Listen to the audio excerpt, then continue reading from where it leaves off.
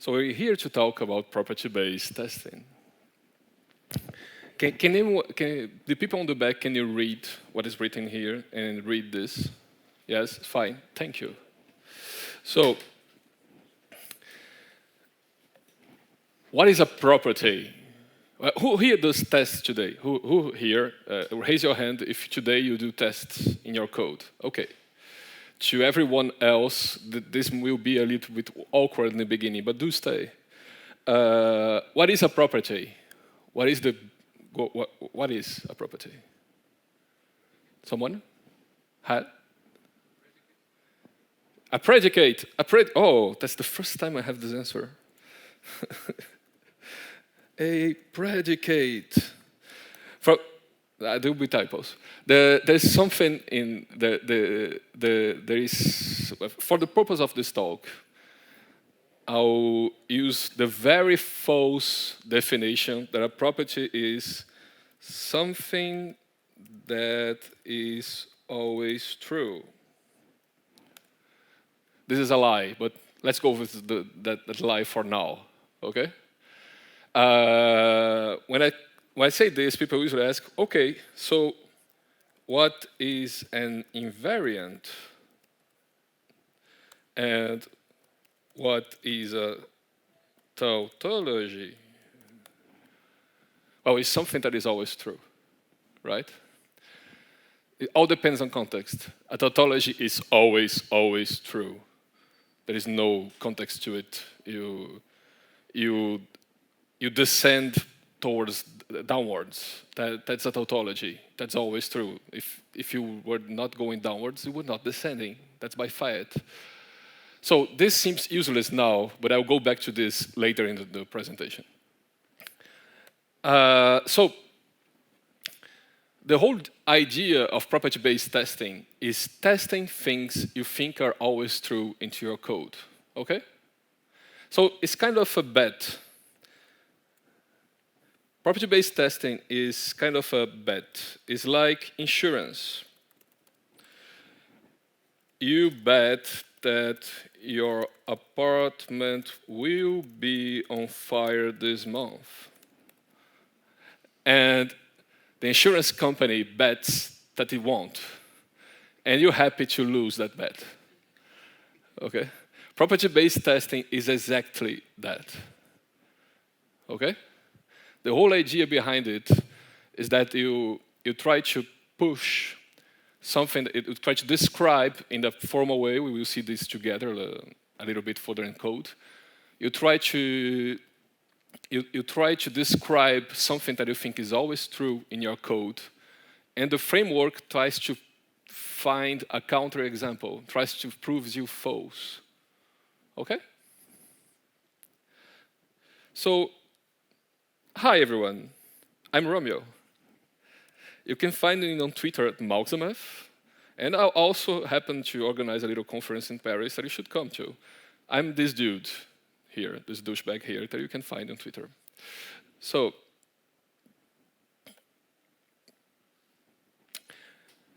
most of you have ever done this. Who have ever done a kata here? You know what a kata is? Okay. To everyone else, a kata is a small, a really small exercise that you do and redo again, so as for it to become kind of a base movement towards a larger movement. You build upon it when you do this small thing. So there is a kata here. I will not go into the solution, just the test for it. Is the bowling kata, which I'm using in this presentation. Who here has ever done the bowling kata? Okay. Who here has ever played bowling? Most of you, that's good. That will be quicker. So, if I were to do the bowling kata is just calculating the score of a single person playing bowling for a whole plane of bowling. And if I were to go towards this using TDD, everybody see what is TDD? Test-driven development? Okay. I will start with a test. So my first naive test will be, well, a fluke. I played bowling and I had no points at all, and the score is 0, which, incidentally, is a score I already have in real life. So you do the 0, and if you do in TDD, what you will do at this point is your solution will just be return 0, right? And you try to iterate over that, and you go to, okay, I have some points. And the whole point of playing bowling is that you have like 10 frames in a bowling play. And each frame you try to throw your balls, and you have like at maximum 2 balls in a frame. And each time you try to go down 10 pins, all right? You know, score is the number of pins. Score for a frame is the number of pins you went down. So here we have a frame, I have 2 pins. In another frame, I have 1 pin. In another frame, I have 1 pin. And the score is the sum of all that. And you have special cases. If all the pins go down, I'll have a spare. 3 and 7, all 10 pins went down. So my score is the next ball to this frame, so 3, 7, 1. And again, for the next frame, 1 and 0, okay? And I have a strike when all the balls went down, all the pins went down with a single ball. So the frame is finished because I have no pins left to go down. And the next 2 balls go into my score. And you have the perfect game where you did only perfect throws and everything always was a strike, which incidentally is a score I never had in real life. So,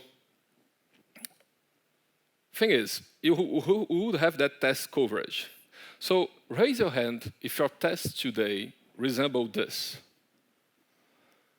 You liars. I know you're lying. I know you're lying. Your tests today resemble this, right? Be honest with you. Your tests today are way nearer this than they are to this. Okay. We will go back to this test later. For the moment here, let's just remain in this paradise land here where we are really primitivist and our test can be very simple. And I'll go back to this a little bit later in the presentation, okay? But I want you to be able to do PBT with real tests. So this is the end goal, all right? So, it's remarkable here is that we have this whole situation of my test is just input and output. This input gives this output. This input gives this output. This input gives this output. We're only doing this from this point on, in this kind of test here. And this is the same thing, input, output, input, output. Who here has ever done parameterized testing? You know it? Okay. For everyone else, this is parameterized testing. I just took those tests here and say, hey, those tests here are the same, really. We just test in the nominal case. And actually, those 2 tests here are the same, and those 3 tests here are the same. So I kind of have only 3 tests, really. And I did not want all them to be sparsely, all the name sucks. That is a reason behind it. I only did awful names for my tests in this whole presentation, and we will go why later. And thing is,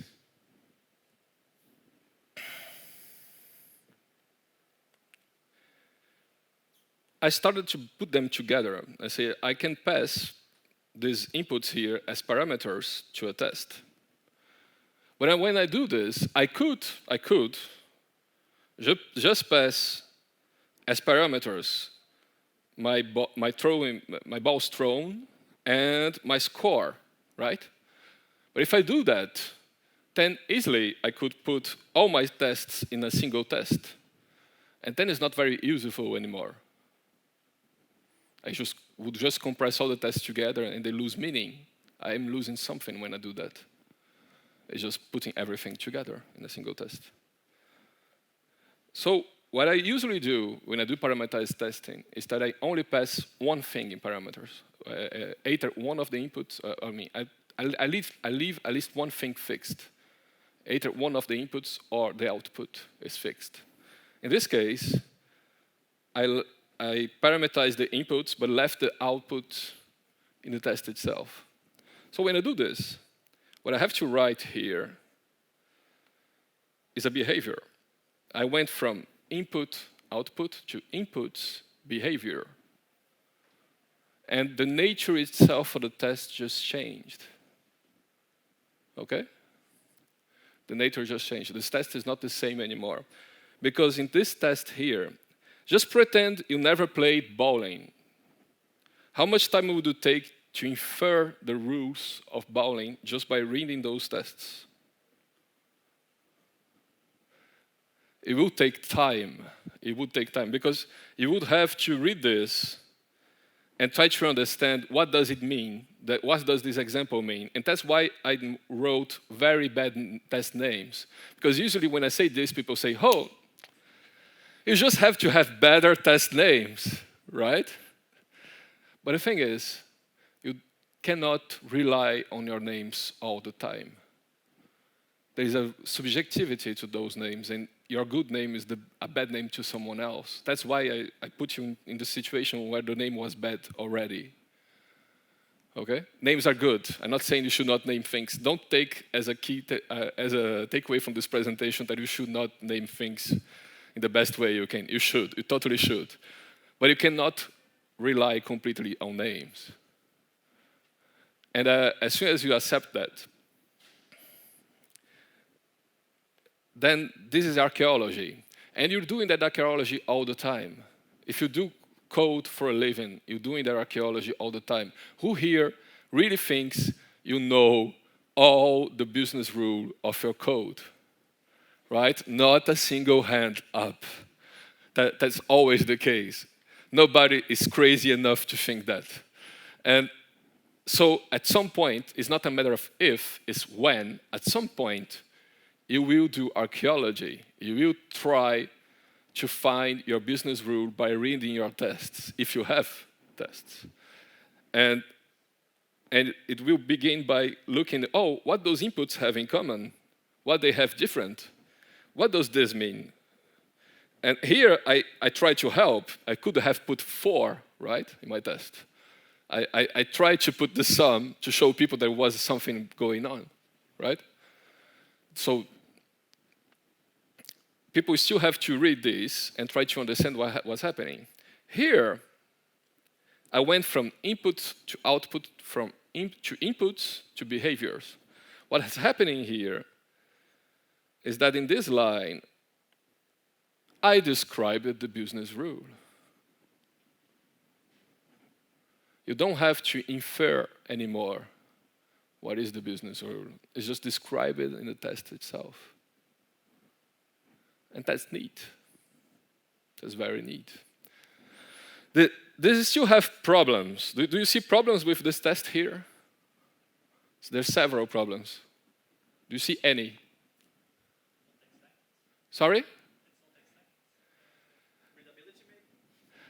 Okay, it's not exact. Why? No, it's only for the nominals, right? It's just one of the logical branches. It's not to try to put everything there, right? And readability, yeah, I mean, it's not very different from before, but readability still sucks, right? Because I still have this problem, the problem of finding what those Ds have in common, right? This is still a problem. And well, this score is between, for a nominal strike, for something that's neither a strike nor a spare, is between 0 and 90, not 300. 300 is the perfect strike. And also, I had to have this problem before, but 10 is the maximum number of pins, not 12. And the problem was there before, was just not very visible. And also, it sucks writing this. I'm lazy. I'm very lazy as person goes. And I don't like writing this. Those are the kinds of problems I have with this approach. So we can give another approach. which is I go from here to this. Now, assuming you have never seen property-based test, this is a property-based test. Assuming you have never seen a property-based test, part of you right now is just unfamiliar with it. Don't confound unfamiliarity with this sucks. Okay? That's a very human thing to do. I mean, you can search confirmation bias and something like that, but don't confound the two of them. Open your mind a little, okay? There are several unfamiliar terms here for you. And this is the point where I explain I'm doing all this in Java 6, not because I like Java 6. I'm not that masochist. It's because I want, usually when people talk about property-based tests, they tell themselves, oh, this is just for FP people, right? So I'm trying to prove a point here. No, this is for everyone. No matter what language you're doing today, you can do this today in your legacy code base. My goal here for you to start doing this Monday, okay? And so I'm doing this with Java 6 to show that even in languages that suck, you can still do this. And I have done this in Bash. It's possible with every language ever, okay? I try not to put the Bash into the presentation because it becomes crazy after that. The second thing I want you to believe today, to show you today, is that people, when they usually see tutorials about property-based testing, they stop at mathematical properties.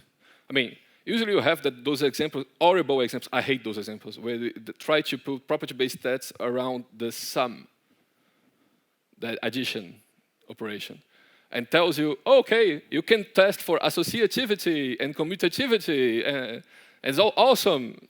And usually people at this point stop reading the tutorial and say, well, I don't do this in real life. Well, fair enough. I think you should. I mean, testing for associativity is awesome, and you should try to strive for it in everything you do. But fair enough, you don't do this today in real life. What I want you to understand today, and we will not go into those mathematical properties, as much as I love them, we will not go into them today. What I want to show you today is that your business domain is filled with properties, and you should at least test those. Okay? That's the goal here. And here what I'm saying is, let's put random inputs that obey these assumptions. Those keywords here is pure G-unit, X-unit. I mean, no matter what you're doing with unit testings today, you have them. You have some form of assertion and some form of assumption. This is not particular to property-based testing, they just exist. And this one is very rarely used, but it exists on your framework today. If you do X-unit, N-unit, etc., you have that. You already have that. An assumption, when it's false, the test does not fail, it is ignored. An assertion, when it's false, the test fails, okay? So, what I'm doing here is, I'm doing like parameterized testing, but I generate the parameters randomly. And then I give assumptions about them. As soon as I have these prerequisites, if they are true, then I should have those invariant and post requirements. Have you heard about contract programming? Okay, IFO and other things like this. The idea is very similar. You try to describe a little bit of formal reasoning, saying, well, when this is true in the beginning, this should be true in the end.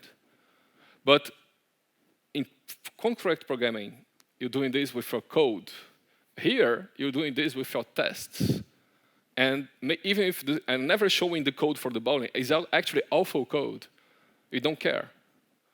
Even if the code never took this in consideration, you can still do property-based testing. Okay? So, What I'm saying here, and this is an awful property, and the whole goal here is to do better than today, not to do the best thing ever. This is an awful property. It shows a weakness that we have, a serious weakness that we have. We are very primitivist in our solution to this problem. And because we are very primitivist, it's very hard to describe all the cases where we are not a strike or a spare. I mean, it's very easy to describe it, but you would end up putting a little bit of the solution into the test, and you should never do that. There's also the problem here with when you are not in the nominal case, when you try to test spares and strikes, you cannot really put the rule of a spare of strike into the test without putting the code of the solution into the test itself. You have what I call a weak property. You cannot just do this beautiful thing like we did here and compress all the example-based testing together to do a property-based test. It's not always possible. That's the only drawback of property-based testing I can think of. You cannot use it everywhere to do every test. You have to compose it with other kinds of testing and weaker kinds of testing. Why? Why should I never put the solution into the test itself?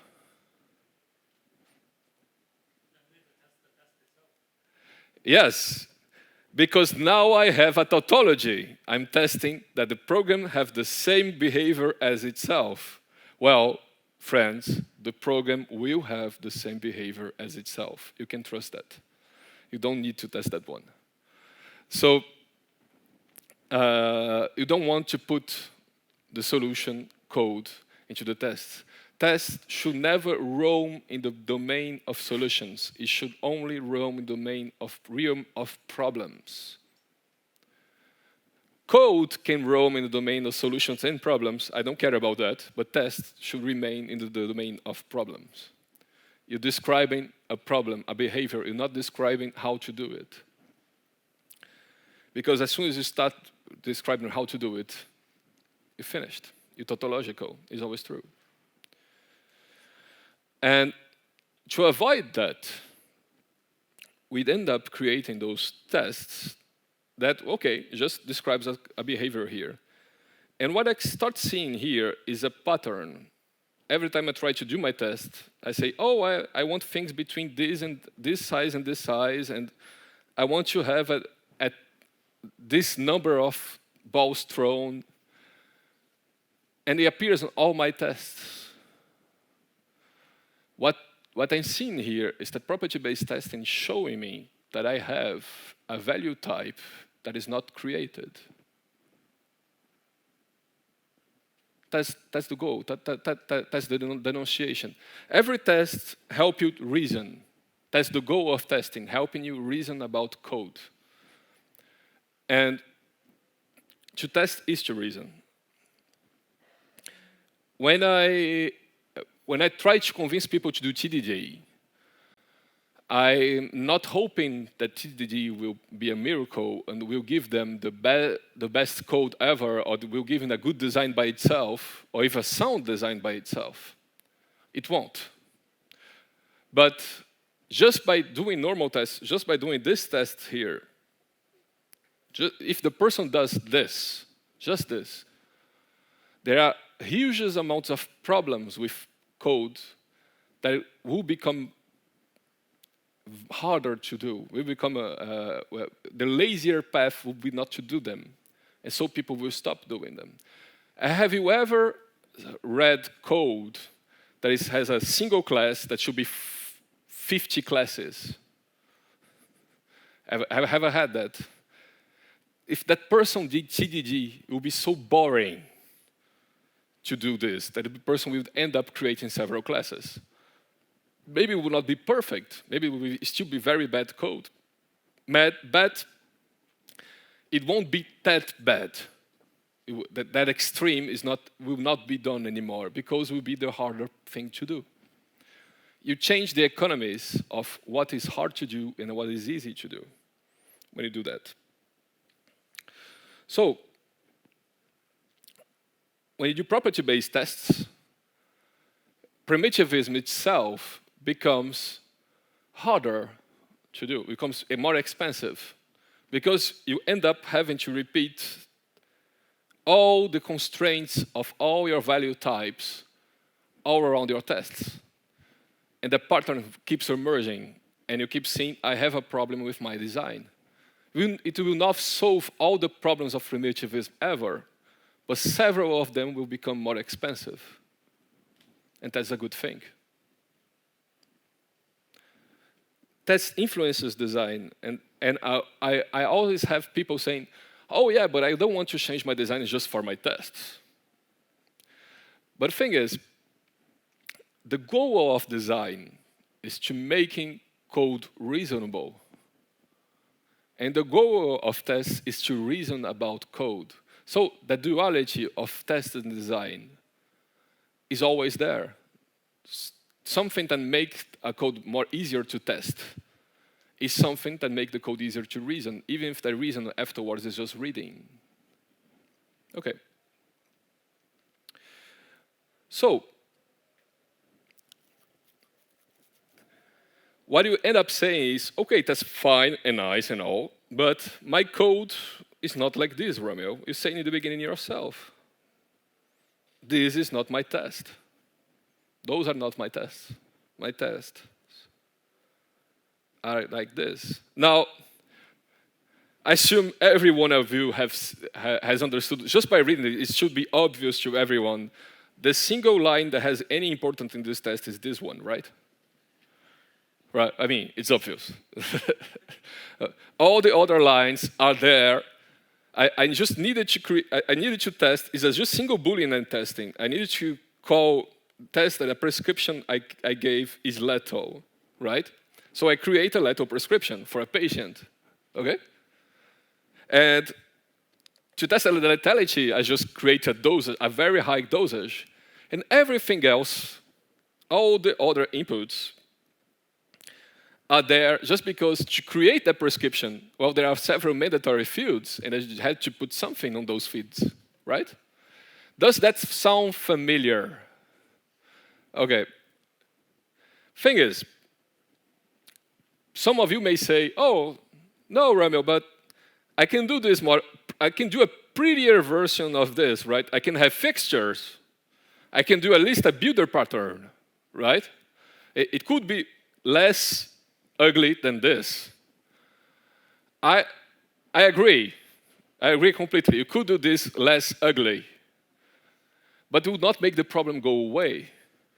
I'm not trying to diss on beauty. I'm not saying beauty sucks. I really don't take that as a takeaway too. Beauty in code is awesome. Beauty in code, like in flowers, is there to ensure the ways of reproduction. The beauty is awesome. And do every code that you touch, strive to do it as pretty as you can. But it will not make the underlying problem go away. It's good, but it's not enough. And I want enough, not only good. So the thing is, what I'm saying when I'm creating this test is, I don't care about most of these values. Well, let's take a bet on that. If you really don't care about those values, then they could be random, right? Or else you do care about them somehow. Is it either one or the other? There is no third option. Either you really don't care about them and they could be random, or somehow it's not really I don't care about this value. There is something about it, right? So if I translate that to property-based testing, either I have no assumption about this value, or I have an assumption about this value. Fair? Fair, fair.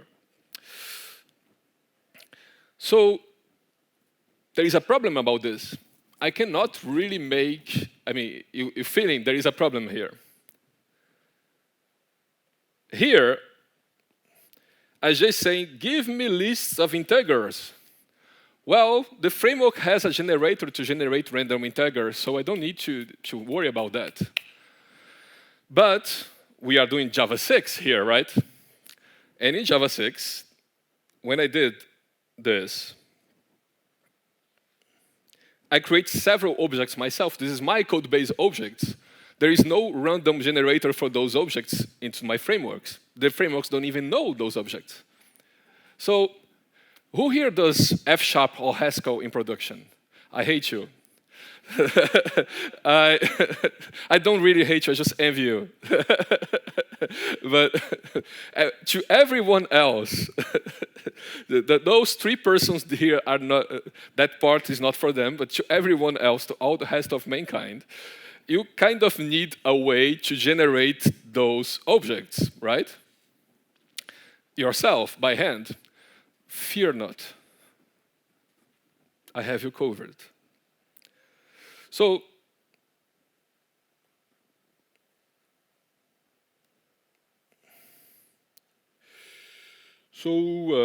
let's have this test here in Java.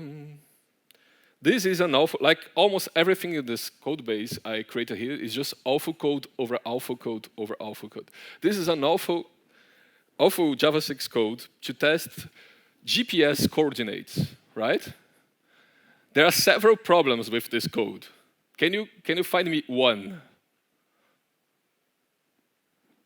Okay, I'll give you one as a gift. It takes any big decimal as GPS coordinates. And in real life, you cannot really have that. Your GPS coordinates is -90 to +90, -180 to +180. That's all you can do. Because if you go further, you're just modulating again on Earth. You cannot just imagine a new land elsewhere. So, if I were to test this, I end up having to create, like I said before, right? You end up discovering all your invariants of your values. They end up appearing in your generation part because you don't want for the generator to give the invalid value, so you end up putting this else everywhere, and it sucks. What I would really like to have it is not to generate latitudes and longitudes in this and then create a coordinate that I can test. What I want is for the framework to give me those coordinates. Just generate me random valid coordinates, right? So the first thing to do would be to correct my object. And then people would say, now Romeu, you lost me.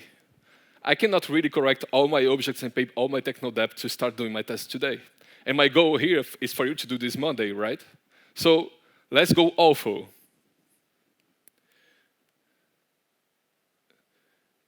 You just use, every language has a framework for property-based testing. Just search on the internet your language and quick check. And it will have a framework for your language. It has even for Bash. Your language will be covered, okay? So in your language, you just have a way to generating your value, object value. And it's just a new with randoms on it. It's not a very complicated thing. As a matter of fact, we can then use that generator, right? As a matter of fact, if your test resembles this, you already have the code of the generator. You just copy and paste this into the generator class, and you pass randoms to every one of those. That's it. Okay? You can do that today. It's not an expensive operation.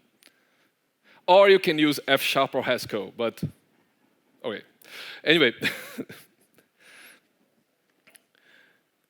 And what I have here is this. This becomes this. I make it on purpose. I mean, I really don't need to do all that huge violation of the matter here. I really did it on purpose.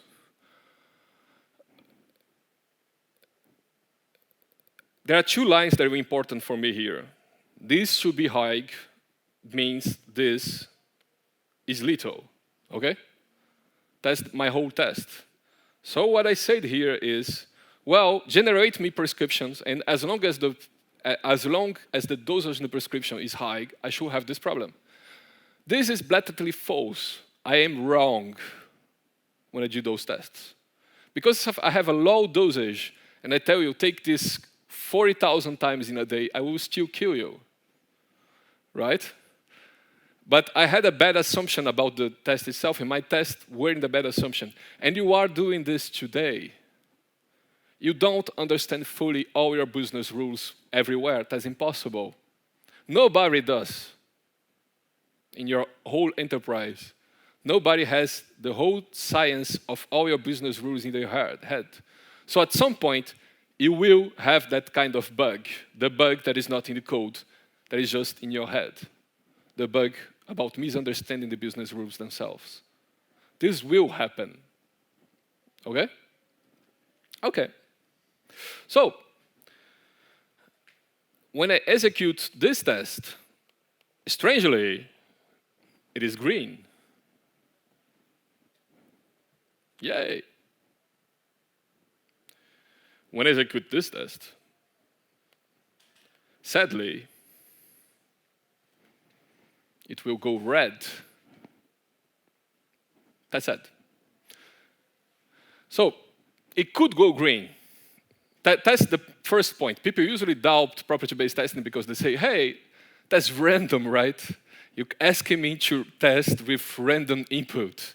You are a crazy man. I don't want it. I want things to be static and have always the same behavior, right?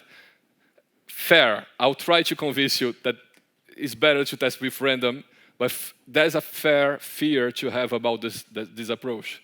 This test, if I execute it enough, I could come to a situation where the random inputs were all valid inputs and the test went green. Okay? And that's the first real takeaway I have for you today. In property-based testing, when a test goes green, it doesn't mean you're good. It just means I did not have you today, but I may have you tomorrow. Your patient is male and pregnant. Yes, it is. I'll get to that. I will get to that. But thank you. All the test is saying is, when it's green, is I did not have you today, but I will have you tomorrow at some later date. What I'm defending to you today is that it's not only property-based tests that are like that. Every test is like that. Even this test here, when it goes red, what it says is, haha, gotcha.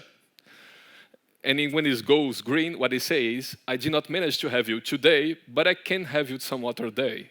That's all any test say ever. It's just that this test here always tries the same thing. That's all. That's the only difference. Okay? So this here is crazy, whereas this here is pretty sane. It tries to have different inputs that still respect your assumptions and see if they pass. Okay? So, like my friend here said, I have a male patient that is pregnant. Well, I mean, I respect your transsexuality, so that's possible. That's not my problem here, okay? My problem here is this should not be possible. This number of weeks of weeks since your last menstruation, this should never be possible. This is strange, man. This is very strange. And also, this test fails because I will not enter into the production code, but as soon as I do the archaeology behind this, this test fails because that rule is false for every pregnant person. Okay? Even if that was not the case, that rule would be false because my assumption was wrong to begin with. I only took care of dosage when the number of dosage per day is also important. Okay? So when you have a red test in property-based testing, all you have is a counterexample. You still have to find why it is a counterexample. Okay? You still have to seek this. So you have to slice it down to little assumptions and not try to put everything into the same test, which also helps you not to have your solution into the test itself. But there is a very important word here, shrinking. Can you read it? Can everyone shrinking? Well, if you have a choice between two property-based testing frameworks for your language, and one of them do shrinking and the other doesn't, pick the one that does shrinking. Okay? What is shrinking? Is that as soon as the framework finds a counterexample, it tries to find a smaller one. It takes this counterexample and say, okay, if I cut half of it and lets the other half, is it still red? And tries to find a smaller one that is still red. And that's very useful. The first time I ever did property-based testing was in integration tests. I mean, you can do it at all levels of testing, unitary integration, end-to-end, et cetera, et cetera, et cetera. And it was integration tests. And I was actually calling a REST API with my property-based test framework. And it just exploded everything with an input. And the input has several Chinese and Japanese words in it. And I say, aha, there's a SHAR code problem, right? It wasn't. That was noise. When I did shrinking, I have a very small string that still failed my tests. And the real underlying problem was when I have characters that were not printable, it would explode everything. Okay? That's the thing. When it finds a counterexample, it finds a random one. So if it does shrinking, it tries to find the smallest counterexample it can to help you help yourself. Okay? Okay. So,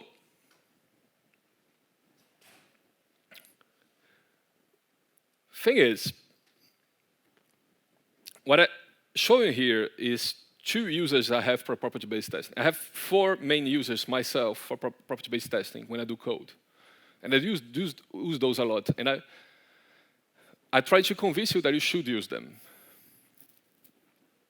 My first one is this one. Is the one I showed in the beginning. I compress tests together. I try to compress them together in order to end with a test that explains a business rule. Maybe the rule it explains is not a real domain rule. Maybe it's very technical. I don't care. I'm just trying to compress tests together. That's one approach, one of my 4 approaches to doing PBT. Okay? Just compressing tests together. The tests I can compress together, I do compress together. That's the first. My second approach to the PBT is to take a domain rule, and you have several domain rules. Just the example I gave, you have a lethality throughput is a real problem, a real domain problem. And you have real domain problems. Every time you discuss with a domain expert, and your domain expert tells you, I'm sure this is the behavior I have this rule here, it is the behavior I have. You have something you can test with property-based testing. Actually, who here has ever done BDD, behavior-driven development? A few of you. So when you try to do it, you try to push your domain expert to do examples. And that's very good. I'm not saying you should do that. You should do this. Because those examples will have a discussion that made the domain expert discover things that were not in discussion beforehand. But no domain expert ever really wants to give those examples right away, right? Because it's boring. What they really want to give you is a business rule. What I really want to give is a human view of the behavior that the application should have. You cannot fault them for having that need, but you push them to give you examples. But you can test the business rules themselves using property-based testing, and you should. Now, if you start by that, and when I have a business rule given by the domain expert, I start by that. I write a property-based test for the rule. I have a test that will be read a long time. That's fine. I just do my normal TDD inside it, up to the point this is green, and then I see which are the tests that I keep and which are the tests that I don't. You should never be afraid to do scratches, to do drafts with your code. Code is a perfectly valid way of doing drafts. People don't do that enough. You should not ask yourself to write code directly in the perfect way. You can use code to help your own understanding. And you should do more of that. It's like asking people to write a book and never do a draft. That's awful, right? The same is true for code. So my first usage is compressing tests together. My second usage is I have a business rule, I put a test to it, a property-based test to it, and then I try to live my life normally inside it, do a double loop, okay? My third usage of it is to ask questions to my code base. The thing is, like I said earlier, you do not know all your business rules. And your domain expert don't know all their business rules too. You think they should, but they don't. And if you have an old code base, I just ask this question. Who here has a code base that is older in the job than either you or your domain expert? Right? Some of you. If you have an old code base, people have programmed the solution to problems that were never really stated in the code base. And there are several edge cases in the code that nobody else remembers now, today. Maybe there are bugs. Maybe there are just real-life usages that are forgotten in time because everyone there is more recent than the code itself. Well, with property-based testing, you can ask questions to the code. Well, I bet you have this behavior. And the code says, no, I don't. And then you can add to that discussion the code itself. For example, this case I gave here of the pregnant people was a real-life case I had in a client. And nobody had a rule in mind at all that pregnancy changed the levels of lethality. Nobody had that. In the beginning, we were really afraid there was an awful bug. Understand it? So that's a third usage, asking questions about the code, asking your code base questions. My fourth and last usage of property-based testing is to do characterization testing. I want to understand what one class does, so I try to put out hypotheses about that class, about the behavior of that class, that I know are maybe true or false, and I use those little by little to try to draw what is the behavior of this legacy code base, this legacy class that I don't know or understand before I start really reading it. And with those four together, you have a rich tapestry of property-based testing usages that it will really benefit you from starting doing that today, and you should. A question that I usually have at this point is, well, Romeu, that's fine and all, but my tests are really slow. I mean, each time I execute a property-based test, it tries about 100 times, 100 random inputs. My tests take like 30 minutes to execute. If every one of those were executed 100 times, it would be awfully slow, right? And the real answer is the answer that doesn't help you at all. Your test sucks and you should change your tests. But it doesn't help you because you don't want to pay the test depth right now, the whole test depth of the application right now, right? So if you don't, let's meet halfway. Okay, do a PBT, and you can configure it in every framework how many tries it does. Worst case scenario, if the test takes half an hour to execute, put it to 1. It will take the exact same time that today. But between 2 different executions of test cases, and between 2 different days, maybe, they will try different things. And it will still end up winning something. See my point? And that's pretty much everything that I want to discuss with you today. Do you have any questions? Yes?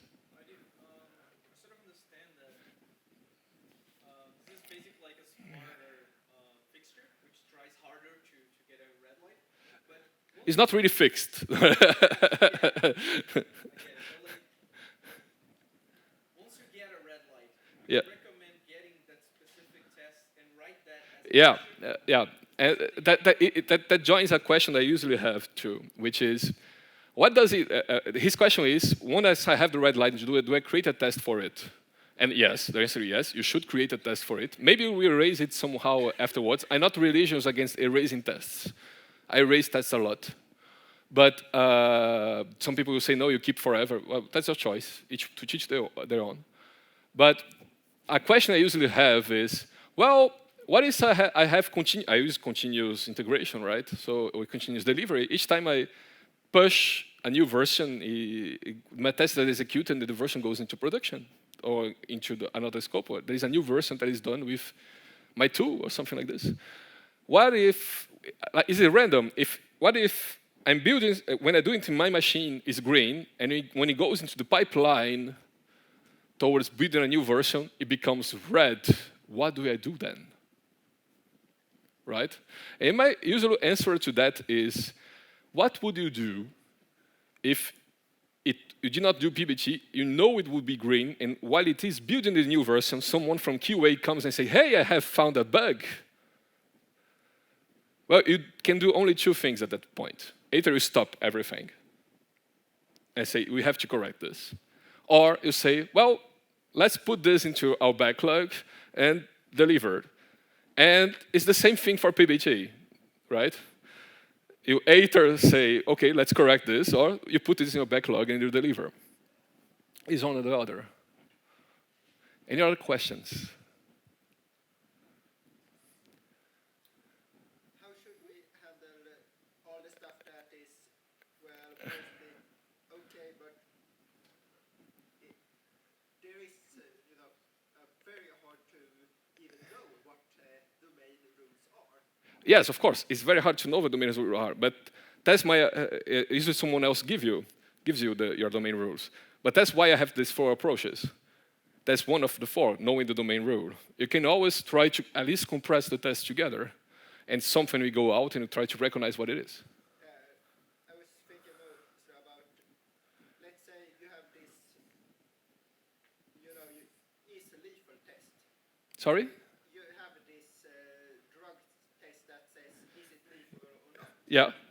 But say you instead had one that said, yes, no, or maybe, and you just say, okay, we know the yes, we know the no, but there may be stuff we haven't really. Well, we haven't really mapped it, right? Well, you have the same level of blindness to it that you have today. We'll show you more. So today you don't test them. Oh, yeah, that's a problem, right?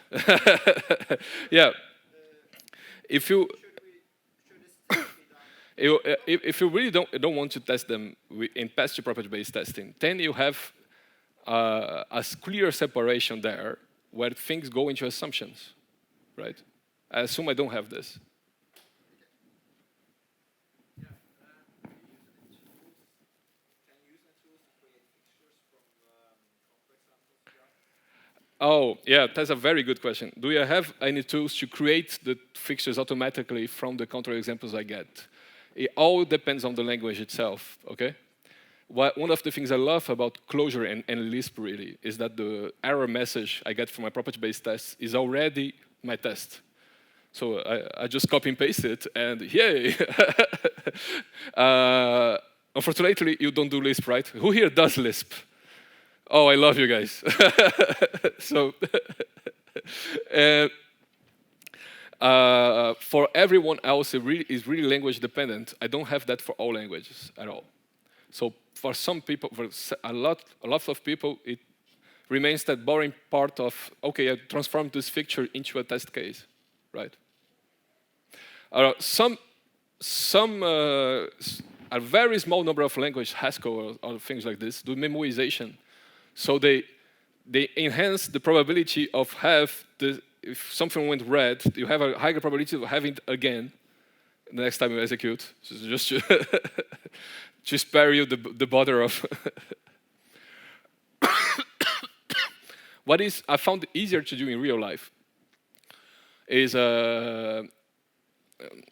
usually I try to just transform it by hand in a language like Java or C#. But sometimes I have quick wins that is just, when I see the problem, I can play with my assumptions to enhance the chances I have to have this counterexample with another test itself.